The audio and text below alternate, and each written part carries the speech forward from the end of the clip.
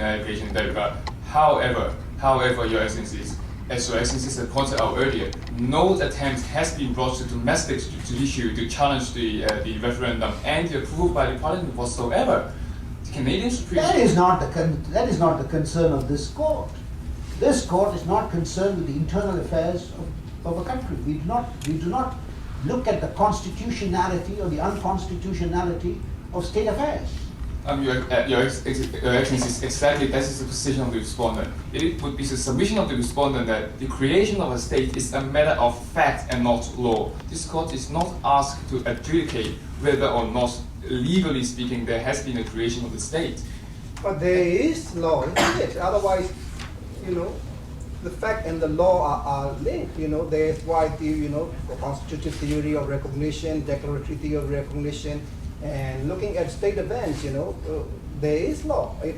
You cannot entirely base on factual ground. Of course, there is a fact. Without the fact, there would be no law. But without the law, the facts will stand by itself naked and unsubstantiated.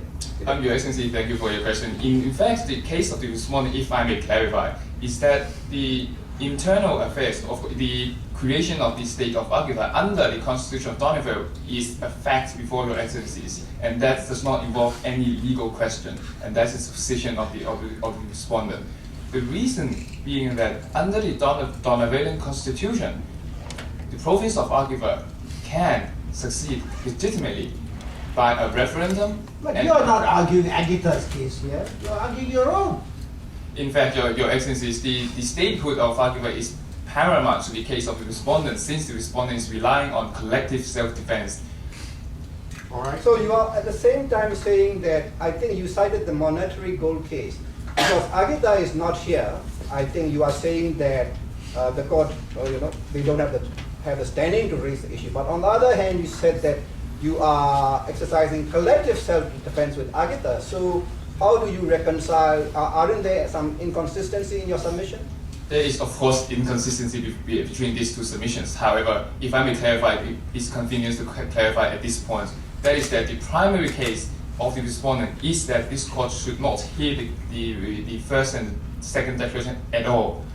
The submission of collective self-defense and self-determination is based on the assumption that Your Excellencies is satisfied with yourself that the court indeed has competence to hear the case despite the application of monetary gold rule, and or the ruling regarding Argiva as a state or not would be, in that sense, considered an incidental ruling by this court. No, but that would mean that we'll be shutting out the other side completely without first examining the factual basis on which jurisdiction is based. Your Excellencies, if the factual basis is ignored based on your own submission, then we are sitting in a vacuum.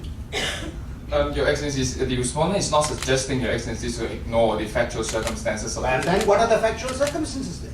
Factual circumstances are that Agita seceded, it thought rightly, and the Donavalians thought wrongly, from the Republic, from the state. So they challenged it internally, and they suspended the Constitution. Someone suspended the Constitution. Am I correct? We are not there to see whether the suspension of the Constitution is right or wrong. Am I correct? Your Excellency is absolutely correct. Yes. So which means that we are left with the starting point being your invasion of their country. Your Excellency, if I may just point out one point of Your Excellency's statement. What business of it was yours to send your troops into their country? In fact, Your Excellency, if I just go back one sentence of Your Excellency's just pronouncement, that is that the Constitution was challenged in the domestic arena of the Nothing to do with us. Nothing to do with us. Their domestic, the way they arrange their domestic affairs, outside the purview of this court. We have to take it that they are a lawful state before us. That is the basis on which this dispute is being adjudged.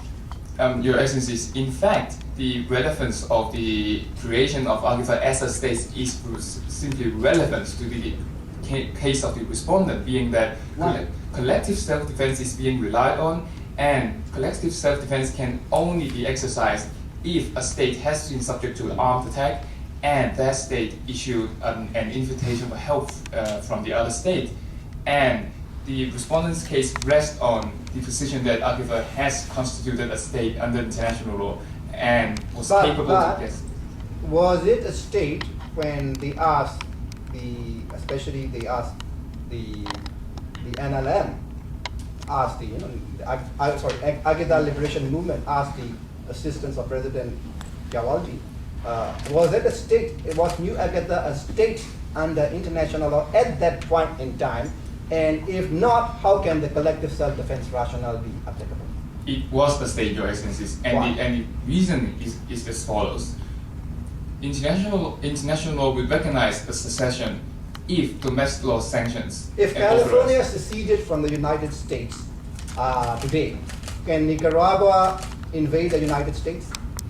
Your Excellencies, depending on of course whether or not California has exercised its domestic rights to secede, if any. If I may refer Your Excellencies to Canadian decision of Quebec, inside Canadian Constitution there was no provision whatsoever relating to secession of the province of Quebec, and that was why the Canadian Supreme Court held that where domestic law does not authorize secession, international law is not likely to recognize. However, where domestic law authorizes secession and the right is being exercised, international law will simply recognize such a secession as successful. And in the present scenario, it would be the submission of the respondent that. Do I understand your submission to be this?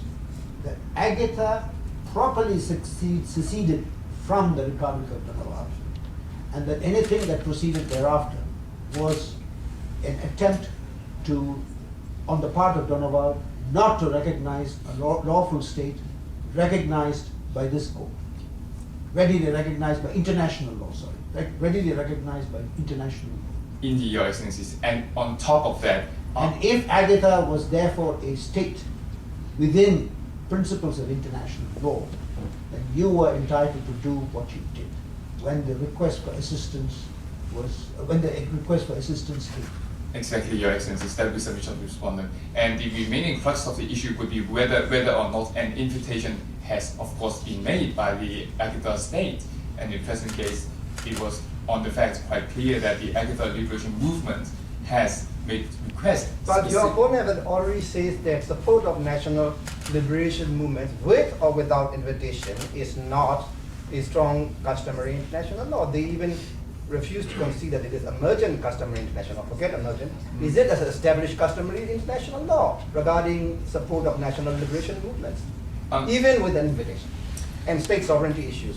Your Excellencies, in relation to the claim of collective self-defense, it is a submission of the respondent that Aqifa Liberation Movement or the state of Aqifa already constituted a state and government, and the invitation was made by a state and not national liberation movement. Why? What are the criteria of statehood briefly, and how can you? Is the announcement of Bangladesh a state on 26 March 1971? They announced Bangladesh was Bangladesh a state at that time. To do the real life analogy. Yeah. Your Excellencies, if I may draw Your Excellencies' attention before the Bangladesh analogy, the Montevideo Convention stating, of course, well-accepted customary international law position for finding of statehood. Firstly, there must be a population. There is no, I know that. Yeah. There is no independent government. You are under the subjugation or recontrol of the Dominican government. The Aguedan government, effective government did not exist. At best, they control